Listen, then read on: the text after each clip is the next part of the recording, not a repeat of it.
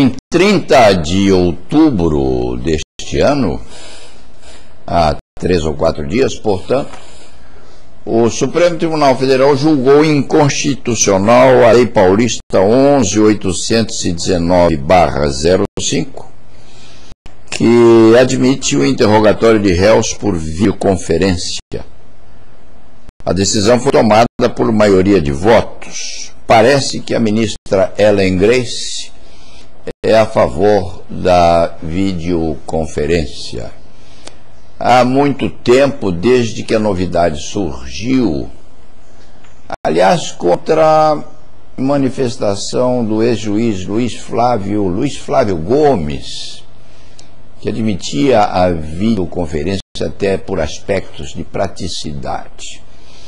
Este comentarista ou articulista jurídico se manifesta contra essa tal de videoconferência, acentuando que a presença física do réu e do juiz é imprescindível a que realmente haja contato, não virtual, mas real, entre aquele que interroga e aquele outro que responde. Dizia eu num dos comentários respeitantes a essa tal de videoconferência que o comportamento das criaturas é examinado automaticamente por outras ou até racionalmente por outras, de forma a que se faça verdadeiramente uma interligação entre a inteligência de uma e a inteligência de outra, valendo nisso as tendências, as emoções e outras manifestações fisiopsíquicas do ser humano. Outro dia lia eu um livro sobre o cérebro, sobre o funcionamento da mente, que agora está chamando a minha atenção. Eu estou chegando a uma idade, a uma época da vida em que as formas pelas quais o pensamento se faz objetivamente na comunidade são extremamente interessantes, chegando-se à conclusão, inclusive, da interferência da amígdala, uma glândulazinha que nós temos aqui no meio do cérebro, lá mais ou menos na região central, da epífise, da hipófise, da tireoide, das glândulas de secreção interna em geral, tudo se manifestando dentro daquilo que se chama de solidão, quando o ser humano estiver sozinho, ou de comunicação entre os seres humanos quando em sociedade. Nesse sentido, é extremamente importante o contato físico do juiz com o acusado, com as testemunhas, com os defensores. Há uns anos atrás eu me acostumei, por exemplo, a examinar o comportamento do juiz pelos pés. Quando o magistrado começava a mexer os pés com muita insistência embaixo da mesa, já sabia eu que o magistrado estava ou angustiado, ou irritado, ou disposto a um estremecimento maior no relacionamento entre ele e o réu. Os seres humanos são assim, aos feronômios ou feromônios, que são os cheiros. As criaturas se comunicam também através dos cheiros, como os bichos.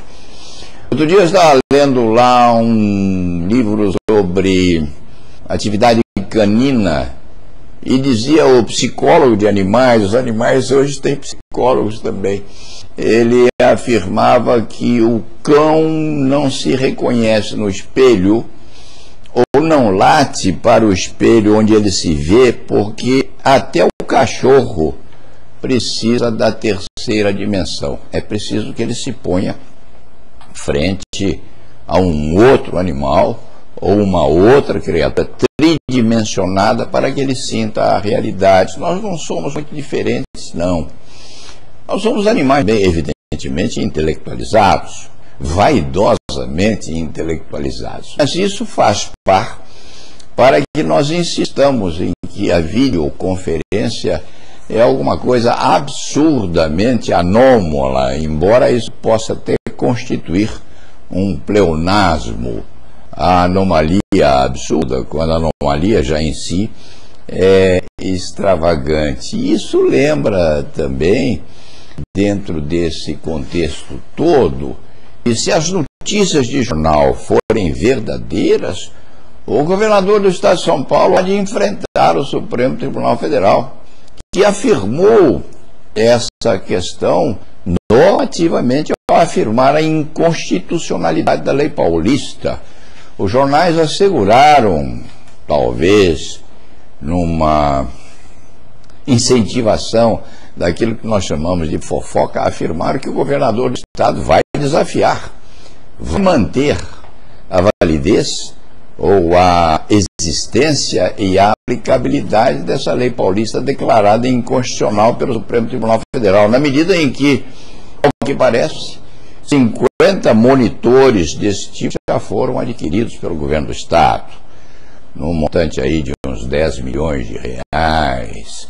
Às vezes isso constitui o preço, constitui a multa pela imprudência em se dar realidade a um comportamento eletrônico que realmente não diz com a necessidade de os homens se comunicarem. Tocante a este advogado, houve audiência, inclusive, feita por videoconferência com a oposição aberta deste advogado, e aconteceu uma coisa muito curiosa.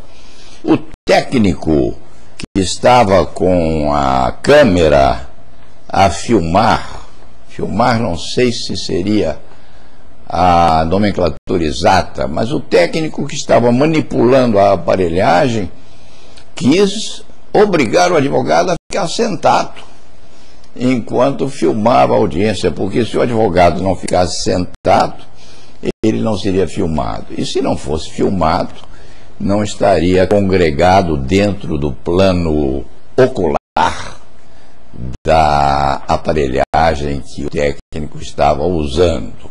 No fim das contas, o técnico tomava, aliás, o lugar do juiz, porque dizia: o advogado, sente-se aí. O advogado não queria se sentar, porque tem a possibilidade de movimentação livre.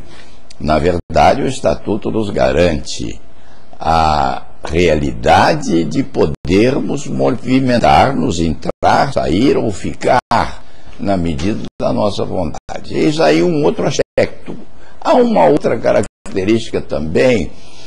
Não se pode tentar superar essa falta de prudência da autoridade do governo paulista com a afirmativa de que há maior segurança nisso e os policiais poderiam ser dedicados ou poderiam ser ligados ou desviados a atividades mais imprescindíveis à segurança da população. A culpa toda é do governo, porque se pega um réu que tem o direito de ser preso e mantido em cadeia nas proximidades do seu domicílio, isso faz parte da lei de execução penal.